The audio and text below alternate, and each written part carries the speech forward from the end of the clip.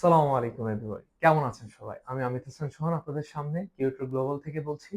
আজকে আমি চায়নার উচ্চশিক্ষা সম্পর্কে কিছু ধারণা দিব আপনাদেরকে। চায়নাতে কিভাবে আপনি পড়তে যেতে পারেন ফুল ফান্ডেড ওয়েতে, কি ধরনের স্কলারশিপ প্রোভাইড করছে এবং কোন ধরনের ইউনিভার্সিটিতে আপনার যাওয়া উচিত, কেমন সিটিতে যাওয়া উচিত এবং কি স্কলারশিপ গুলো কত ধরনের হতে পারে সেগুলো সংক্ষিপ্ত আকারে আপনাদের সামনে পেশ করব।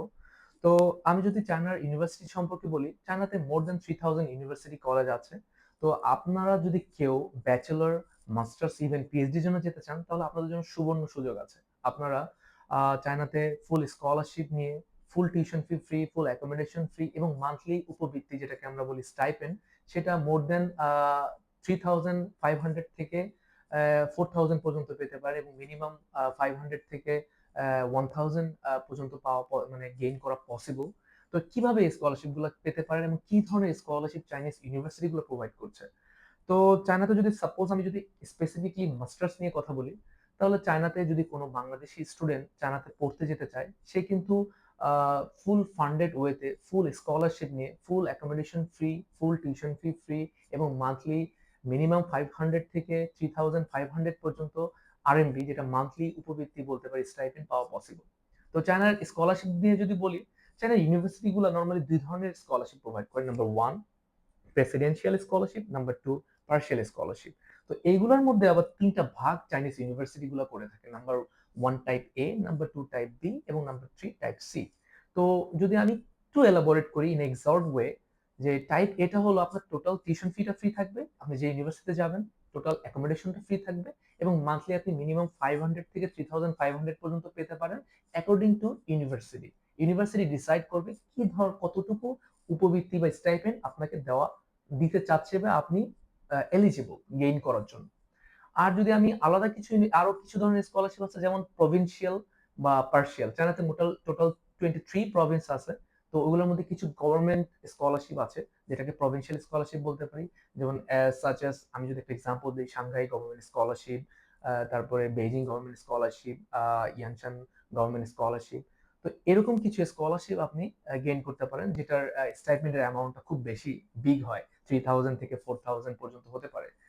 আবার যদি আমি বলি চায়নাতে প্রেস্টিজিয়াস দুইটা স্কলারশিপ, সেটা হলো সিএসসি, চাইনিজ স্কলারশিপ কাউন্সিল একটা, যেটার মধ্যে আবার দুইটা ভাগ হয়, টাইপ এ এবং টাইপ বি। যদি একটু সংক্ষিপ্ত বলি, টাইপ এটা আপনি ইয়ার টিকিট সহ পাবেন, আর টাইপ বিটাতে আপনি যদি আপনার মাস্টার্স প্রোগ্রাম 2 ইয়ার্স হয় অথবা 1 ইয়ার্স হয়, দুইটাই আপনি 1 ইয়ার্স বা 2 ইয়ার্স টোটালি আপনি ফুল ফ্রি ওয়েতে মান্থলি 3000 থেকে আপ টু 4500 পর্যন্ত স্কলারশিপ গেইন করা পসিবল। এটা স্টাইপেন্ড মান্থলি পাবেন আপনি।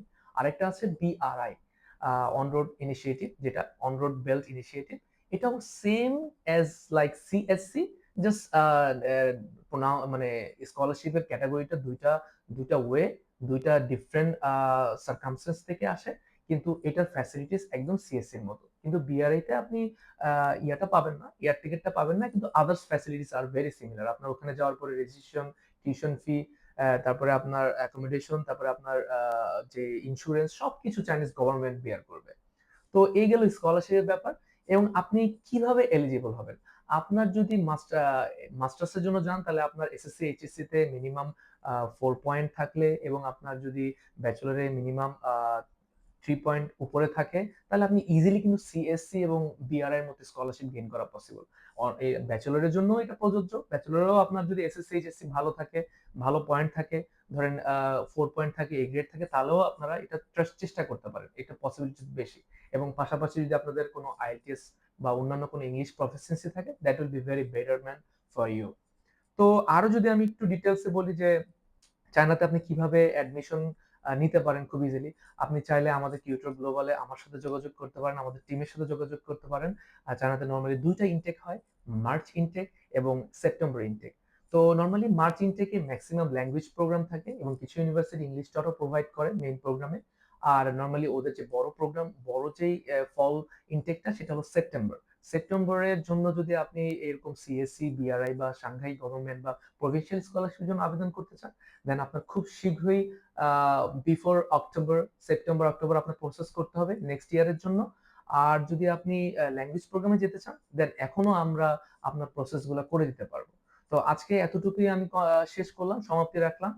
আবারও আমি আপনাকে এই ডিটেইলস কিভাবে আপনি অ্যাডমিশন নিতে পারেন, কি প্রসেস, কি ওয়েতে আপনি গেলে আপনার জন্য অফার লেটার পাওয়াটা ইজি হবে, প্রফেসর থেকে অ্যাকসেপ্টেন্স পাওয়াটা ইজি হবে, এগুলোর ব্যাপারে আমি আপনাদের সাথে পরবর্তীতে ইন ডিটেইলস আলোচনা করব। তো আজকে চায়নার ব্যাপারে এতটুকুই আপনাদেরকে শেয়ার করলাম আপনাদের সাথে। আশা করি ইনশাআল্লাহ আপনারা আমার সাথে কন্টিনিউ করবেন। সবসময় আমাদের টিউটর গ্লোবাল, আমাদের পেজ, আমাদের ইউটিউব লিংক এবং আমাদের সবকিছুতে আপনাদের রেসপন্স আশা করি। আমাদের চ্যানেলটা সাবস্ক্রাইব করে রাখবেন। ইনশাআল্লাহ পরবর্তী আপডেটগুলো যেন আপনারা খুব দ্রুত পেয়ে যান। আসসালামু আলাইকুম ওয়া রাহমাতুল্লাহি ওয়া বারাকাতুহু।